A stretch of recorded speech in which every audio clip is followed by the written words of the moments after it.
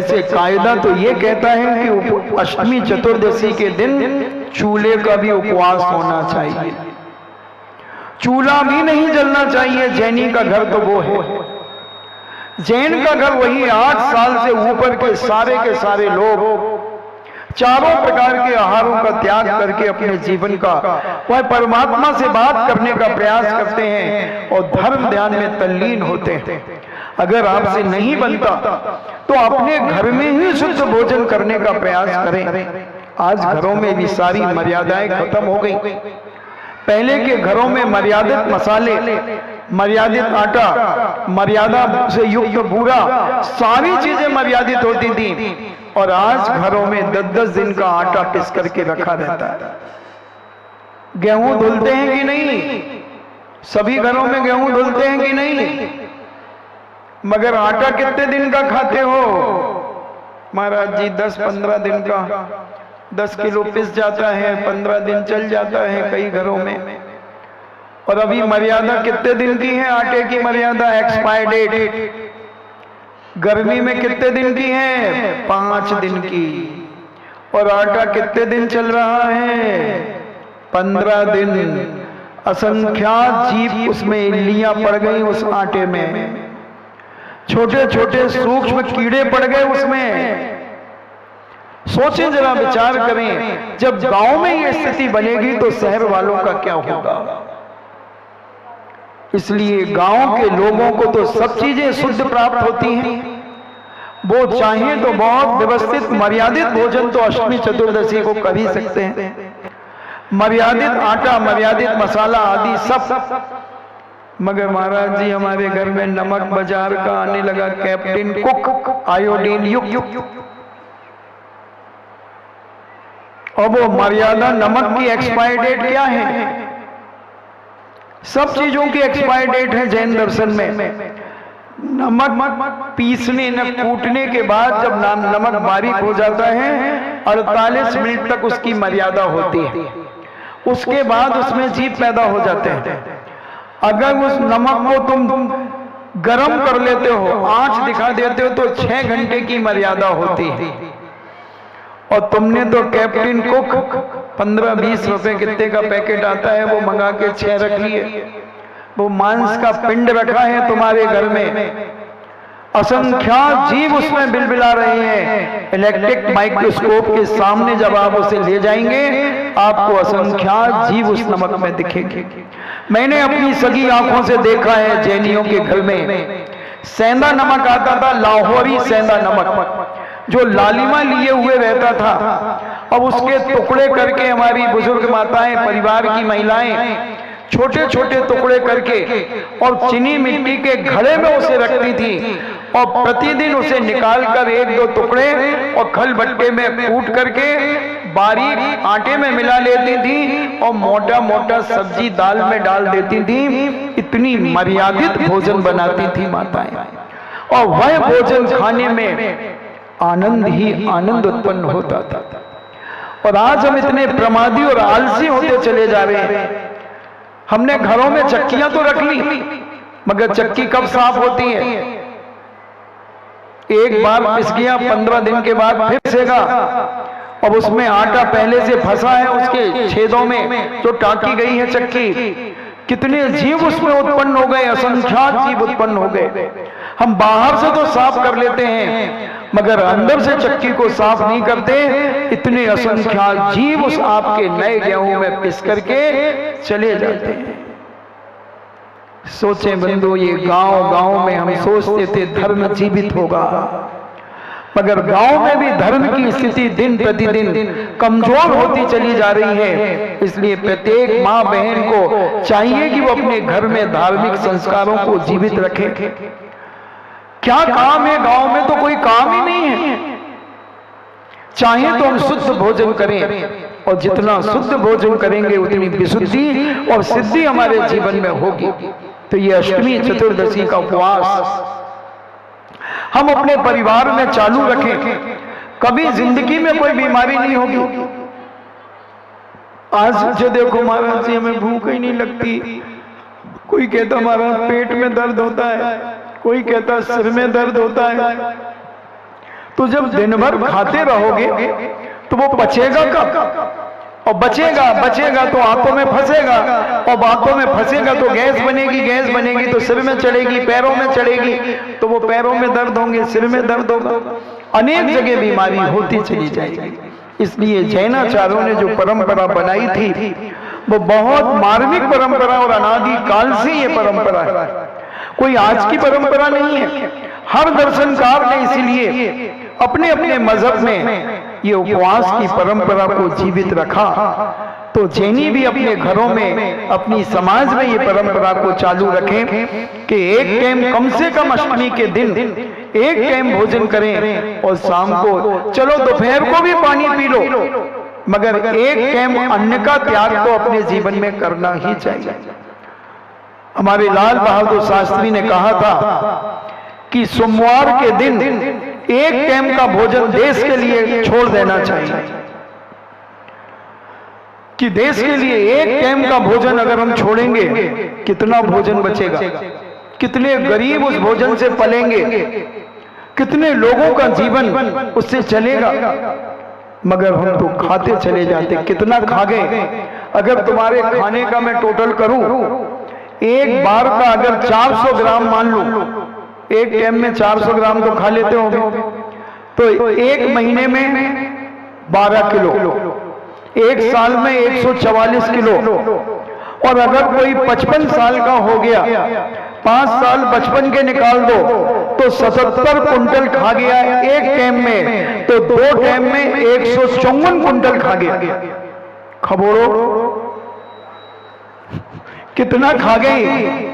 1.5 truck, यानी 150 बोरे, 150 बोरे तुमने अनाज खा लिया। कितना खा गए और क्या किया उस भोजन का? यहां खाना, यहां पाखाना, यहां खाना और यहां पाखाना। कितना खाया, थोड़ा विचार तो करो। 2 टाइम का भोजन और नाश्ता अलग है, दोपहरी अलग है, रात को फरारू अलग है, ये तो जोड़े ही नहीं। अब बोलो खबोड़े नहीं कहूं और क्या कहूं?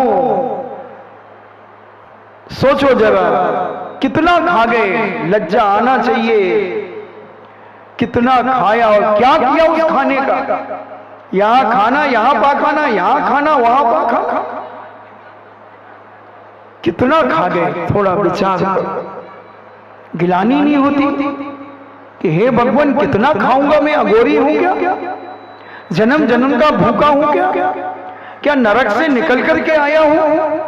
नरकों में खाने नहीं मिलता, और अब तो और इतनी नई नई बहुएं आ गई, इनकी दशा तो और केवली भगवान जानते हैं।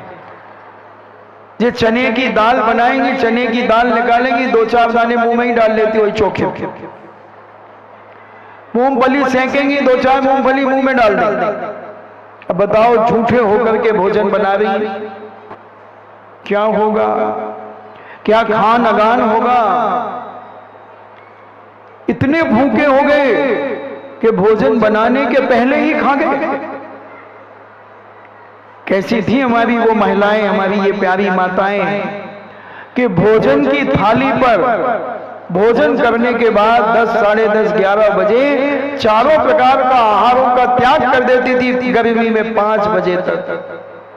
कैसी भीषण गर्मी होती थी, मगर बेचारी ये यूजलेस पानी भी नहीं पीती थी, पानी भी नहीं पीती थी। मगर आज बड़ा दुख और खेद के साथ कहना पड़ता है कि वही बुजुर्ग माता अपने साथ में एक बोतल लेकर के चलती हैं, जैसे वो शराबी दारू की बोतल लेकर के चलता है, ऐसी जी डुकरियां भी बोतल लेके चलती हैं। काय भाई जो काय लाए महाराज, पानी की बोतल या लाए? अब कौन हो दे आए, अब तो पानी पीने पड़ा था हमें। कितना पानी पियोगे, कितना पानी? एक दिन में 3 लीटर पानी, तो एक महीने में 90 लीटर पानी, तो एक साल में 1080 लीटर पानी। कितना पानी पी गए? अभी पानी पी के आए हो, फिर यहां से जाओगे फिर पानी पियोगे। और कई तो अपने सिराने रखते हैं पानी, जितने बजे नींद खुल जाए उतने ही बजे गड़गड़ गड़गड़ गड़गड़ गड़गड़। क्या है? और इधर कब पानी पिया था? कब पानी पिया था? 11 साढ़े 11 बजे तक नहीं तो तुम कहो सुबह सूर्योदय से जब से डकार रहे हो। नहीं, तुम्हारे यहां उस समय पिया था, उसके बाद दूसरे दिन 24 घंटे 45-42 टेम्परेचर, और अभी उपवास किया केसरंज का पूजवर ने 48 घंटे जिज्ञासा भी करी, प्रवचन भी दिया और लोगों के नक्शे भी देखे, मंदिर वालों को सलाई भी दी, मीटिंग भी करी, सब कुछ किया और चेहरे पे कोई सिकन, और तुम्हें 2 घंटा पानी न मिले तो प्यास लगी है और महाराज जी जान नहीं दे रहे। सोचना जरा, हम इतने गुलाम हो गए इंद्रियों के, इतनी रसना इंद्री के गुलाम होकर के हम जिंदगी जी रहे हैं। क्या होगा बंधु? क्या होगा? पानी में ही कीड़े बनोगे, जल कायक ही बनोगे, जल ही तुम्हारा शरीर हो जाएगा। तुम इतने भूखे प्यासे क्या नरकों से आए हो या नरक जाने की तैयारी है कि पी लो नरकों में नहीं मिलेगा पानी, खा लो नरकों में खाने नहीं मिलेगा। अरे अपन जैन हैं, क्षत्रिय हैं, उच्च कुलीन हैं, अपन रोटी के पीछे नहीं है, रोटी हमारे पीछे होना चाहिए, हम रोटी के पीछे नहीं होना चाहिए। हम इतने गुलाम हो गए 4 अंगुल की जिह्वा के कि जब देखो जब खाना, जब देखो जब खाना। क्या है ये? धर्म नहीं कहता। और कोई भी नहीं मरेगा, कोई भी नहीं मरेगा। माताएं इतना त्याग करके रहती थी, पुरुष इतने त्याग करके रहते थे, मगर आज ये भौतिकवाद के युग में हमें होश ही नहीं कि हम क्या करते चले जा रहे हैं। कितने लोग हैं अष्टमी चतुर्दशी उपवास करते हैं? हाथ उठाना जरा। हे भगवान, बांदकपुर की जब ये दशा है तो दमोह और सागर की क्या दशा होगी? जब वही तुझे मदल्लू सी हो जाएगी बाई है, इन्हें खाने पीने में उन्हें चिंता ही नहीं कि हम क्या कर रहे हैं। इन्हें कोई भी व्रत उपवास नहीं करता अष्टमी चतुर्दशी को। एक आसन के दिनिया है तुम्हारे, आगे लगने ही शरीर में। अमर नहीं कोई धरती पर, मरते कौन बचावे, मंत्र तंत्र कछु काम न आवे, मरण घड़ी जब आवे, निर्बल हो या वीर बली हो, काल बली ले जावे, जाने वाला जाता जावे, रोने वाला रोवे, सुंदर काया भी मरघट में, सुंदर काया भी मरघट में, राख राख हो जावे, तन पिंजड़े से प्राण पखेरु, बाहर जब आ जावे, घर वाली द्वारे तक जावे, बेटा अगन लगावे। सुंदर काया भी मरघट में राख राख हो जाएगी। बंधु, किसको पोस रहे हो, किसको संभाल रहे हो? जिसमें आग लगना उसे, और आग कौन लगाएगा मालूम है तुम्हें? तुम्हारा सगा ही तुम्हें दगा देगा, सगा ही तुम्हें दाग लगाएगा, और तुम उसे सगा मान रहे हो, उसे अपना मान रहे हो। बोलो आग कौन लगाता है? आग दुश्मन लगाता है कि सगा लगाता है? बोलो आग कौन लगाता है? दुश्मन की। लंका में आग किसने लगाई थी? जो रावण का दुश्मन था। और तुम्हारा लड़का तुम्हें आग लगाएगा। दोस्तों थोड़ा विचार करना, जिसने भी ये परंपरा चलाई होगी वो बहुत बड़ा फिलासफर होगा, बहुत बड़ा दार्शनिक होगा। जिस व्यक्ति ने ये परंपरा चलाई होगी कि सगा व्यक्ति बेटा ही आग लगाएगा अपने मां को, पिता को। क्यों क्यों लगाएगा? क्यों लगाएगा आग? और कोई लगा दे? नहीं, ये दिखाने के लिए कि देख लो जिसे तुम अपना मानते हो वो तो मर गया, जिसको आग लगाई जा रही वो मर गया, मगर जो उसकी अर्थी में लोग गए हैं, 4 आदमी पर्याप्त है अर्थी को उठाने के लिए। हाँ, कोई अगर हैवी वेट हो कोई तो 6 ले जाओ, 8 ले जाओ। जो सूखी लकड़ियां हैं 13 हड्डी 14 बोल्ट है, यूजलेस है, तो 4 आदमी पर्याप्त है उसे। मगर 100 200 आदमी क्यों जाते हैं? वो फिलॉसफर ने विचार किया होगा कि जो मर गया वो तो मर गया, वो तो देख नहीं सकेगा, मगर जो अर्थी में जा रहे हैं उनको बैराग दिलाने के लिए, उन्हें संसार की असारता का प्रकट करने के लिए उसने कहा कि देखो, जिसे तुम अपना बेटा मान रहे हो, लड़का मान रहे हो, जिसके लिए लाखों करोड़ों छोड़ करके जाओगे, और वो तुम्हें आग लगाएगा। आग लगा रहा है, लगाएगा क्या, लगा रहा है, ये देख लो अपनी सगी आंखों से, तैयार हो जाओ, तुम्हारा बेटा भी तुम्हें आग लगाएगा। सुंदर काया भी मरघट में राख राख हो जावे, कितनी भी सुंदर पर्सनालिटी क्यों ना हो, सब आग लगना है। तो फिर जब आग लगना ही है, मरना ही है, तो त्याग और तपस्या के साथ क्यों ना मरे। हम उपवास करके, एकासन करके, व्रत नियम पालन करके, संयम पालन करके हम क्यों ना मरे, जब मरना ही है। मरना सबको एक दिन, अपनी अपनी वार, दलबल देवी देवता, मात पिता परिवार, सबको मरना है बंधुओं। क्या खाते खाते मरोगे? और खाते खाते मरोगे तो उसी भोजन में कीड़े बनोगे, उसी भोजन में कीड़े बनोगे अगर खाते खाते मरोगे। और त्याग के साथ मरोगे तो संयम के साथ जो मरेगा वो अपने जीवन को धन्य करता हुआ मरेगा। सोचे, विचार करें, कितना खा लिया, कितना पी लिया। एक अष्टमी चतुर्दशी का कोई उपवास करने वाला बांधकपुर में नहीं। असंभव असंभव असंभव, त्राही मां त्राही मां त्राही मां। मैं तो ये सोच रहा था कि बांधकपुर में जब मैं आया तो मैंने सोचा कि यहाँ क्या करूंगा प्रवचन देकर के। यहाँ तो सारे लोग त्यागी व्रती होंगे, यहाँ तो सारे लोग नियम संयम का पालन करने वाले होंगे, सारे अष्टमी चतुर्दशी व्रत उपवास करते होंगे, प्रोषदोपवास करते होंगे। खोदा पहाड़ और निकली चुईया, खोदा पहाड़ और निकली चुईया। अरे अपनी नहीं तो बांधकपुर की इज्जत का सवाल है, बांधकपुर की इज्जत का सवाल है। कितना खा गए आज, विचार तो कर लेना खबोड़ो।